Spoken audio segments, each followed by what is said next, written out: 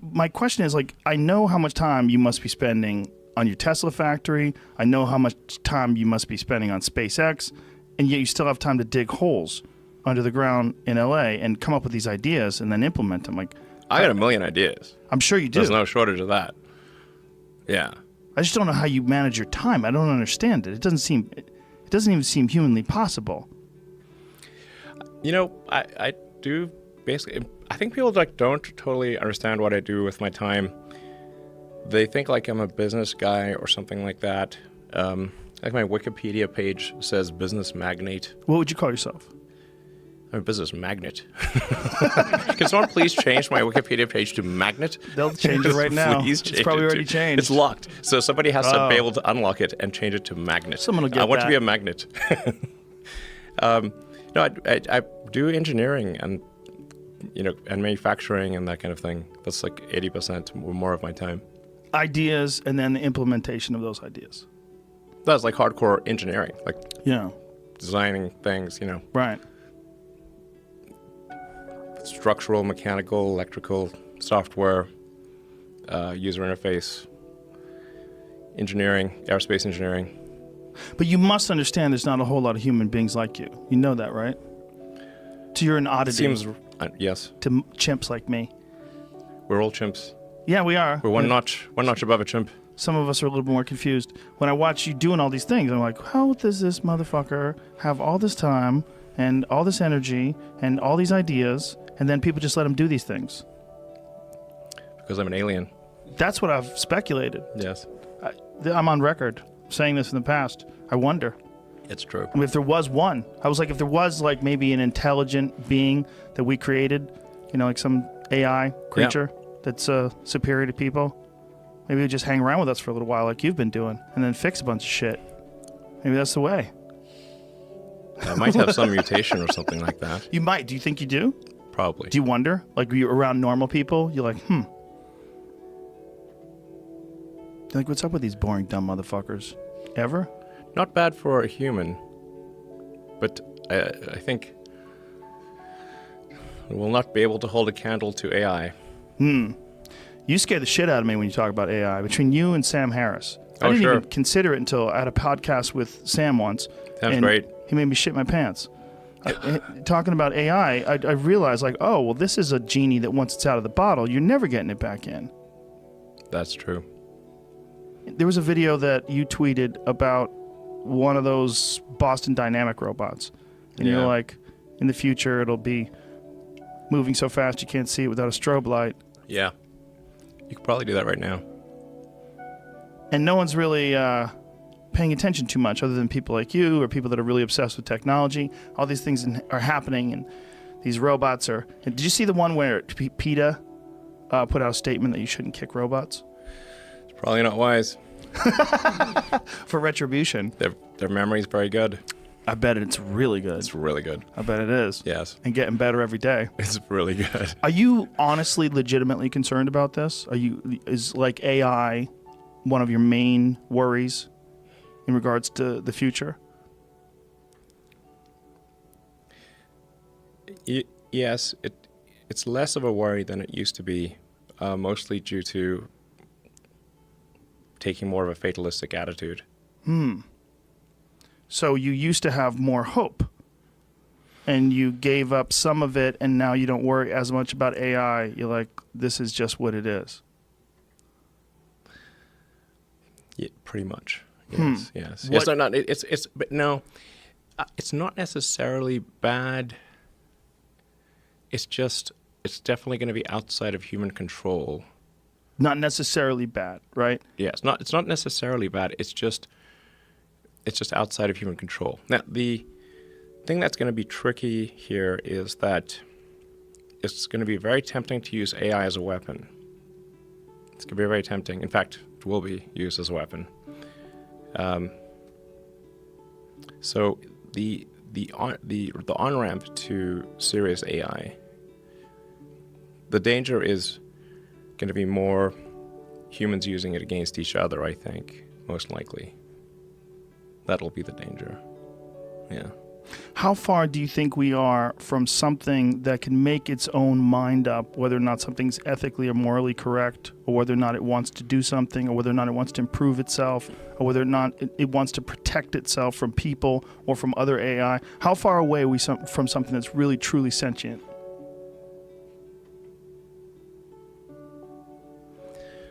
Well, I mean, you could argue that any group of people, like a company is essentially a cybernetic collective of people and machines. That's what a company is. And then there's different levels of complexity in the way these companies are formed.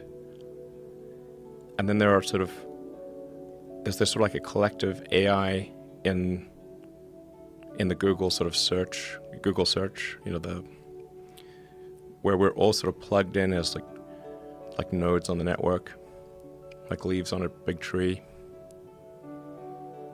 And we're all feeding this network with our questions and answers. We're all collectively programming the AI, and and Google plus all the humans that connect to it are one giant cybernetic collective. This is also true of Facebook and Twitter and Instagram and all these social networks. They're giant cybernetic collectives. Humans and electronics all interfacing and constantly connected. Yes. Constantly. One of the things that I've been thinking about a lot over the last few years is that one of the things that drives a lot of people crazy is how many people are obsessed with materialism and getting the latest, greatest thing. And I wonder how much of that is, well, a lot of it is most certainly fueling technology and innovation. And it almost seems like it's built into us. It's like what we like and what we want, that we're fueling this thing that's constantly around us all the time. And it doesn't seem possible that people are going to pump the brakes. It doesn't seem possible at this stage when we're constantly expecting the newest cell phone, the latest Tesla update, the newest MacBook Pro. Everything has to be newer and better. And that's going to lead to some incredible point. And it seems like it's built into us. It almost seems like it's an instinct that we're working towards this, that we like it. Mm-hmm. That our job, just like the ants build the anthill, our job is to somehow or another fuel this. Yes. I mean, when I made those comments some years ago, but it feels like we are the biological bootloader for AI, effectively. We are building it. And then we're building progressively greater intelligence. And the percentage of intelligence that is not human is increasing. And eventually, we will represent a very small percentage of intelligence. But the AI is informed, strangely, by the human limbic system. It is, in large part, our id writ large. How so? Well, you mentioned all those things, the sort of primal drives. Mm-hmm. There's all the things that we like and hate and fear. They're all there on the internet. They're a projection of our limbic system.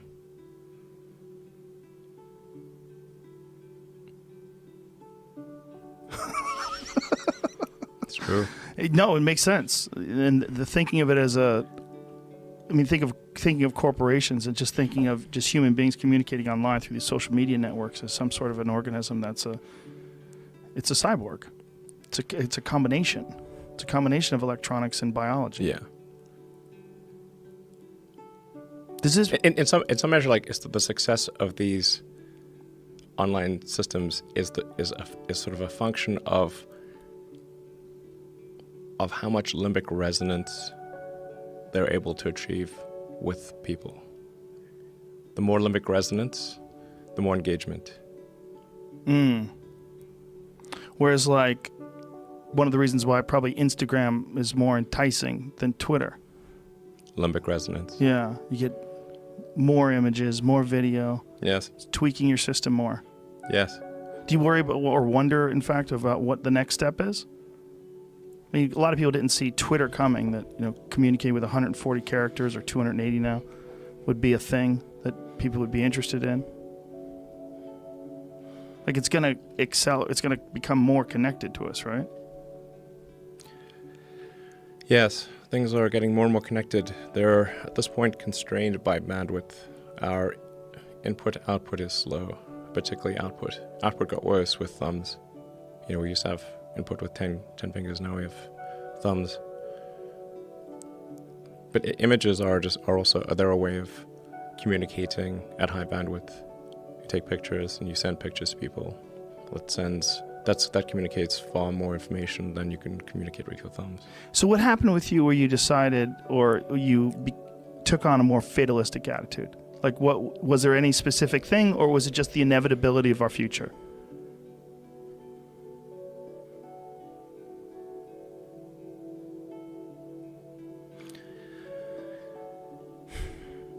I try to convince people to slow down AI, to regulate AI.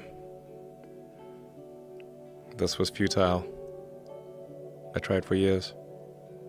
This seems Nobody like a scene listened. in a movie Nobody where listened. the robots are going to fucking take over and you're freaking me out. Nobody listened. Nobody listened. No one. Are people more inclined to listen today? It seems like an issue that's brought up more often over the last few years than it was maybe 5-10 years ago. It seemed like science fiction.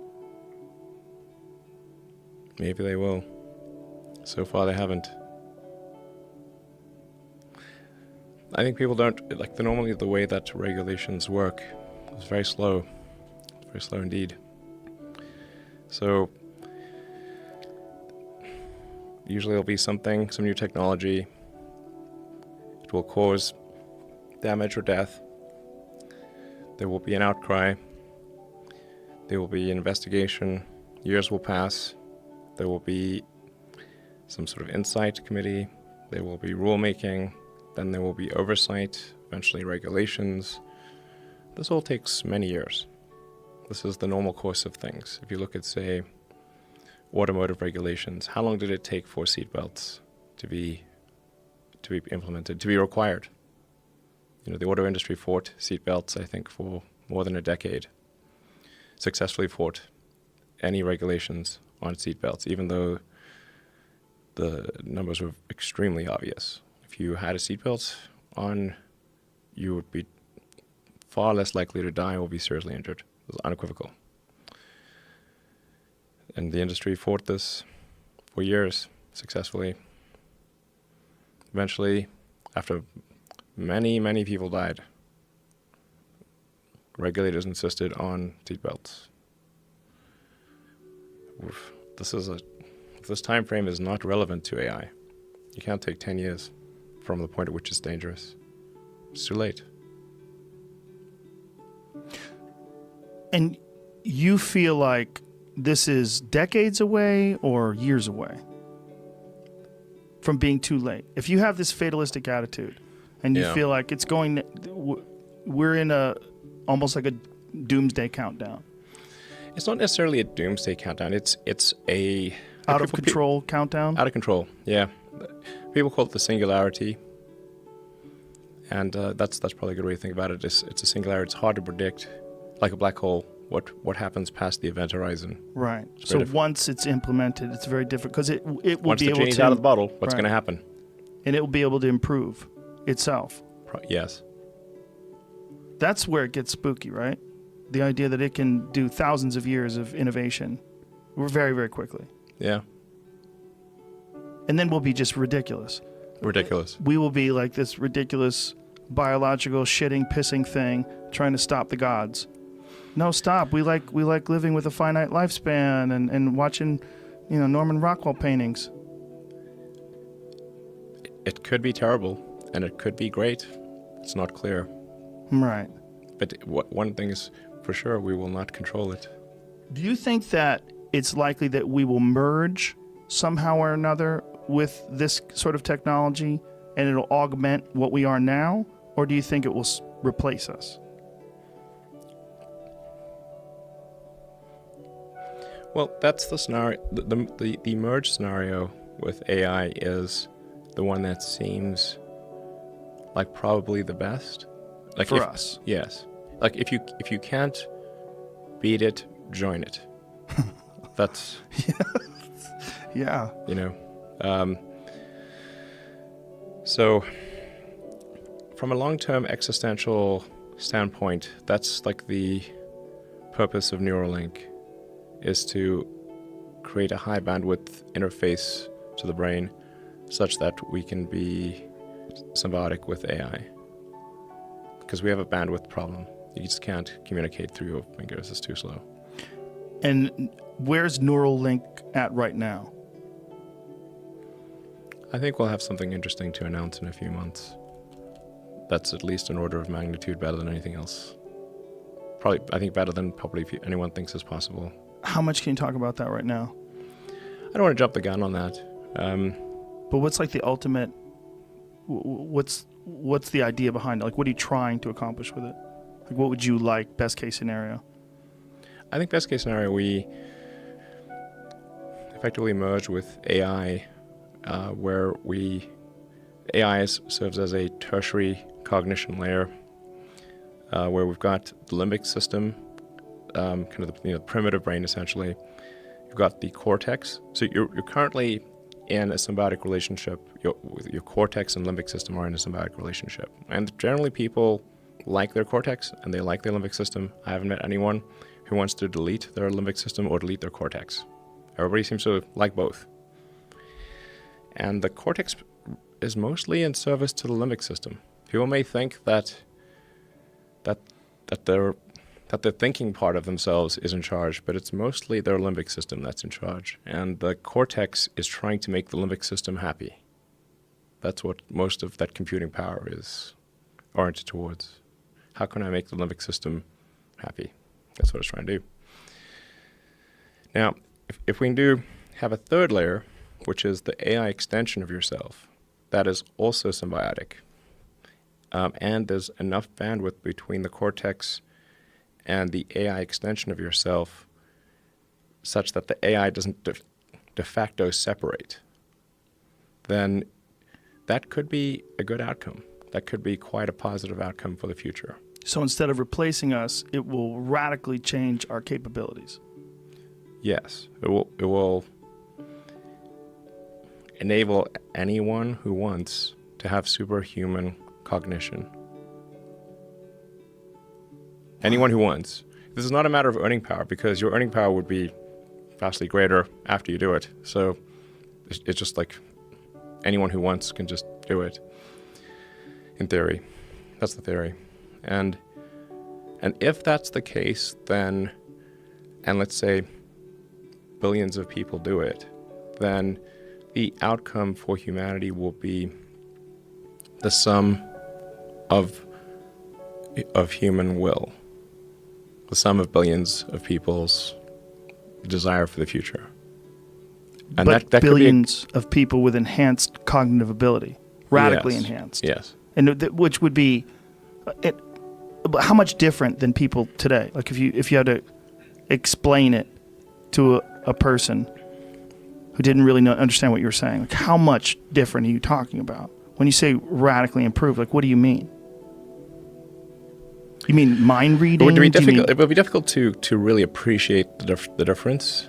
It's kind of like, how much smarter are you with a phone or computer than without? You're vastly smarter, actually. You can answer any question. If you're connected to the internet, you can answer any question pretty much instantly, any calculation.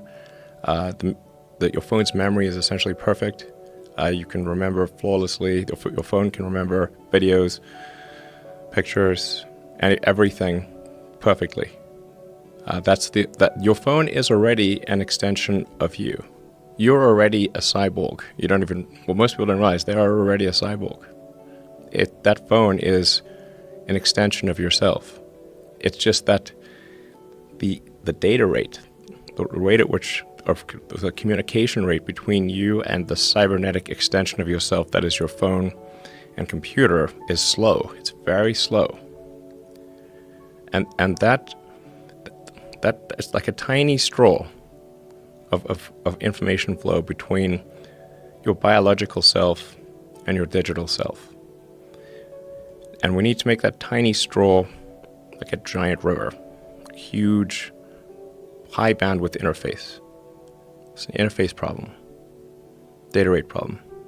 If you solve the data rate problem, then I think we can hang on to human-machine symbiosis through the long term.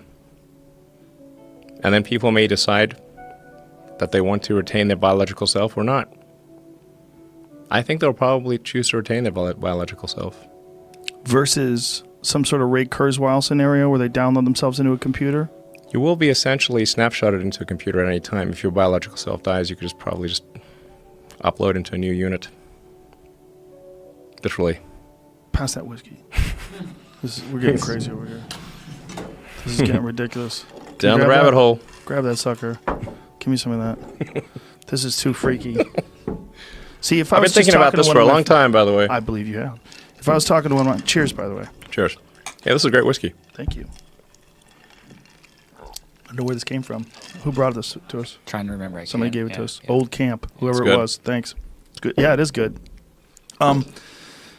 This is just inevitable. Again, going back to when you decided to have this fatalistic viewpoint. So you tried to warn people. You talked about this pretty extensively. I've read several interviews where you talked about this, and then you just sort of just said, "Okay, it just is." Let's just, and you, in a way, you're by communicating the potential fear. I mean, for sure, you're getting the warning out to some people. Yeah. Yeah. I mean, I was really going on the warning quite a lot. I was warning everyone I could. You ever met with Obama and just for one reason, like, Just watch talk out. about AI. Yes. And what did he say? He said, "What about Hillary? Worry about her first." Shh. Everybody be quiet. No, he listened. He certainly listened. I met with Congress. I was at a meeting of all 50 governors and talked about just AI danger. And I talked to everyone I could. No one seemed to realize where this was going. Is it that, or do they just assume that someone smarter than them is already taking care of it? Because when people hear about something like AI, it's almost abstract. It's almost like it's so hard to wrap your head around it. By the time it already happens, it'll be too late. Yeah, I think they didn't quite understand it, or didn't think it was near term, or not sure what to do about it. When I said, like, an obvious thing to do is to just establish a committee, government committee, to gain insight, before you do oversight, before you do make regulations, just like try to understand what's going on. And then if you have an insight committee, then once they learn what's going on, get up to speed, then they can make maybe some rules or propose some rules. And that would be probably a safer way to go about things. It seems, I mean, I know that it's probably something that the government's supposed to handle, but it seems like I don't want the government to handle this.